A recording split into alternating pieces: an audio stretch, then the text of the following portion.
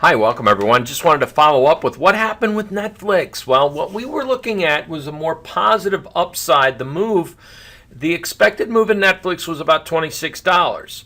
I didn't think after this huge run-up, I mean, let's face it, Netflix going from 250 up to around 355, I didn't think that there was a lot left to the upside, but I thought we would see some positive earnings. And what we came up with, as I put out and posted on YouTube the other day, and what we covered in our own live trading room, was a back spread where we were long the 365 strike call and sold 2 per ratio of the 380 strike calls against it for a net credit of 30 cents. We posted that in our live trading room as well as on, like I said, the YouTube. What happened? Well, 2 things. I said if the maximum profit, if it turns south, as I talked about in the video, if Netflix earnings turn south, then you would get a max credit of 30 cents. If the stock rallied, your max profit would be at 380, would have been around $1,500. Beautiful. Risk would have come in at anything beyond 394.78. That's when you start losing money. So what we posted in the room and what we talked about was and I'll bring that into picture. Many of you guys, if you've not seen our live trading room, it's something you may want to try to get into because we cover a lot of great things in the room. So first and foremost, we covered in our alerts clear chat box what to do with that particular trade and what we were looking to do. And I'll get into this comment today, but we were looking at that spread, and I think a lot of us, this morning was a little disappointing because we're all eyeing there should be at least maybe a $15, $16 move. I didn't think $26 was in the card, but if anything above, 365, we were in the green. Anything below, we were still in the green, so it's all good. But anything above the 395, we were in trouble, unlimited risk. And that's why we put out that particular recommendation. In the live trading room, what we also cover is trades that we've put out with our weekly thoughts and observations. This is the weekly advisory service first and foremost. And some of the positions that we've put on, just to give you an idea, we bought in on a pullback here, Occidental Petroleum at around 65, first 65.75, but we are also in, and we've been in the XOP, the oil and gas exploration, at around 25.64. We bought this little pullback in here as we thought that the market would be, as you can see, the relative strength. And this is the PMC indicator now. Guys, I'm sharing, this is the person's market catcher. It's a relative strength indicator. This is on balance volume. Pivots with my PPS indicator on Thinkorswim. Dynamic combination. If you want to find out some of the best tools for trading stocks, volume, PPS, pivots, and this relative strength tool. Basically, when the relative strength when it's gone in a downtrend and been negative, when it starts to turn fuchsia, it means it's improving. When it fires off bright blue, it means it's outperforming. So the XOP has actually been outperforming and improving relative to the S&P 500 since Christmas. And it's had a dynamic upside accumulation with volume. So we're in this, we're thinking of getting out near this pivot, but boy, the volume sure looks strong, so we're hanging in there. Like I'd also mentioned a couple, I'll just go through these trades with everybody real quick. CVX is one that we avoided, even though it was up today, because look at this relative strength. Yikes, it's going down. It's not going up. It's not really improving. Yeah, there's a little volume. Instead, what we took was OXY. Again, Occidental. You can see the relative strength looks more like in a positive trend, and the volume here looks more in like nature of a positive trend. So this is where we picked up a half position in Occidental Petroleum. What I mean by half position, we staggered our orders. We got in half at 65.75, and we were trying to get in the balance at 63.41. It looked like we might have a shot at a pullback in the market earlier in the week, so we figured, hey, stagger the orders. But it's best that we have a little something rather than nothing, and that's okay. Another trade that we did provide an entry was on Seagate Technologies, and fortunately we got picked up yesterday on our bids, our orders that were below the market, and got picked up. Look at again here, another similar situation. Which way is the overall trend moving? It's rising, and we are in a little, kind of like shallow trend in the market, so we like that. But it's really this relative strength. Isn't that bizarre? Where the relative strength, it's outperforming relative to the S&P 500. And boy, you have a nice little pickup there today in equity in Seagate Technologies. So we picked up a little Seagate. We picked up a little Occidental. We missed some trades along the way. We're trying to pick up some Twitter and didn't get filled, things of that nature. But we do have from last year in December, we picked up some GE, and I think GE still, in the next, I would have to say, by the end of the second quarter, I'm fully anticipating it's going to come back in this downtrend line of support. That's probably where we come in. It looks like we're developing a slight cup and a handle, I guess you want to call it. It's sort of the handle, but definitely a rounding bottom. Let's give it that, right? Relative strength was improving as stock was declining, and that's a very powerful combination. Very similar in pattern that I've just shared with XOP and again with the Occidental Petroleum, excuse me. All right, so moving forward, other trades, TJX in the retail apparel space. We wanted some TJ Maxx. We stayed away from the department stores. One of the reasons we like TJ Maxx, relative strength, PMC. Look at this bright blue stuff. Outperforming the market all the way up. Go TJ Maxx, parent company, of course, to Marshalls and Home Goods. So lastly, the other position we picked up was AbbVie in the medical field. In pharmaceuticals, picked up AbbVie. It wasn't going anywhere. It was getting a little nervous, but boy, here's what I really loved about AbbVie. Look at the breakout in the volume and the relative strength. While it was weakening because the S&Ps were going up. This was going down, so that makes sense. But was it going down on strong volume? No. In fact, the volume was zigzagging, and a zigzag in a professional term. Zig, higher high, higher low pattern, zigzag to the upside against. Look, person's pivot support.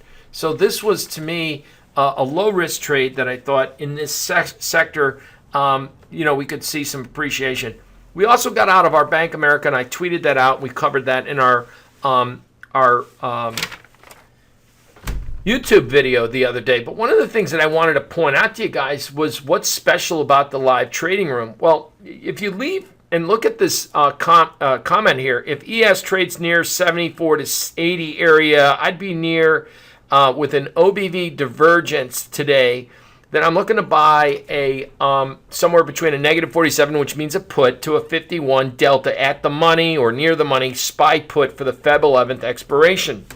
And they only had 24 days to expiration. Alternatively, one could look at selling an ATM call spread. So let's take a look at the different trade rooms, and I'll get back to this Algo page because this is dynamic. You're going to want to see this Algo room and what we've got going on here. These are actual trades generated with our signals, giving our profit targets. We'll get back to that and the performance of why this is such a powerful trading community. So in the main trading room, this is our Genesis page.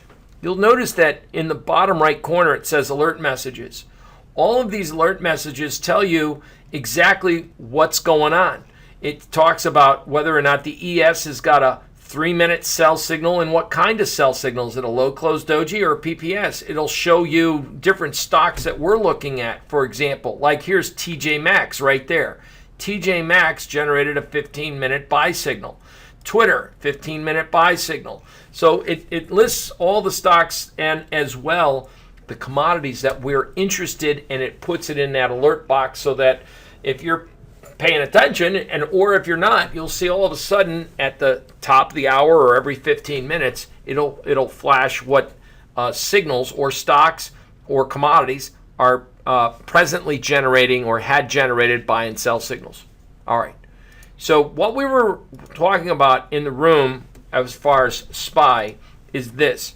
If the S&Ps had gone up near that orange line in the sand, a person's pivot number, that's not just any number, that's a big monthly number, by the way, and under the guise of a key was on balance volume divergence, which would have meant if the market rallied up to that resistance with this type of stochastics reading, if we had a lower high reading in the on balance volume with a higher high in price, lower reading in volume with a higher high in price, then if it's an if then we would buy puts. And that's why I say it's an if then. If you go back and you look at this, if it's an if, big says big if, capitalized, if, that's not a typo, if, then look to buy, if, and we needed that. So we didn't get it, so I wanted to follow up with that.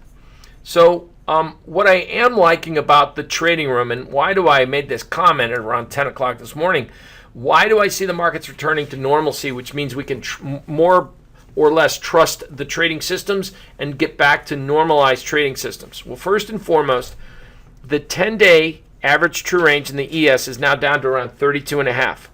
You know, we were trading up to almost 96 points just a few weeks ago. 96 points. 96 points. The 3-year average true range, the 3-year average is around 26 handles. So what happened in December was unprecedented. It was historic, right? So it's tough to trade in a historic environment, but we're going to show you how we did. 30-year bonds, prices in bonds are breaking down. The knob spread's narrowing. That's showing that interest rates and stocks, it shows people are being more risk adverse and they're coming out of their bond trades. And then seasonals are working. We're starting to see the energy, and that's why we have exposure to energy. Gold, grains, retail stocks like TJ Maxx, all of those seasonals are working again in the marketplace. That's what I'm talking about, markets returning to some semblance of normalcy. So let's look at the Algo room. Let me show you a couple things. This is a 5-minute system in the E-mini S&P. Now, if you notice, we have two trading rooms, the main room and the Algo room. So here in the Algo room is the E-mini S&P John Person Algos. It generates trades. You can see it tells you where it gets in, where the stop is with the fuchsia color, and where the profit target, and it'll tell you what it did. It got out because of a trailing method. This does not trade overnight. It trades during the U.S. session. It closes out any trades. It doesn't hold trades overnight. So is it worth following in the trading room? Well, the strategy performance report, and this goes back since the most horrendous time of the year, and this is very active trade system since the middle of November. Most people want to see a 3-year back test. You can't do a 3-year back test when you've never seen a 100-point trading range before. In fact, the worst time of performance here, you'll notice here, was around 12/19 when Jerome Powell made that comment. Look, it did have a little drawdown, flatlined, and now it's back to its equity curve normalcy. Periodic returns, not bad on a weekly basis. Again, a 5-minute system that doesn't trade, and I'm sure everyone can do better. I know that. A lot of systems are better, buy and hold systems. But for a market that's got a percent profitable ranking that's over 60% and has an incredible, without getting into more details, an incredible risk-reward ratio component to it, it's extremely dynamic because not only does it survive up markets, down markets, it survives normalcy markets and insane markets like we had in December. Really dynamic. This is crude oil. It's another system that we have, and we get everyone to, if you notice here today, for whatever reason, I mean, it gets in and it has some just outrageous, incredible trade ideas that, alert people. This is where it got in, and it trails the stop rather than get out of everything.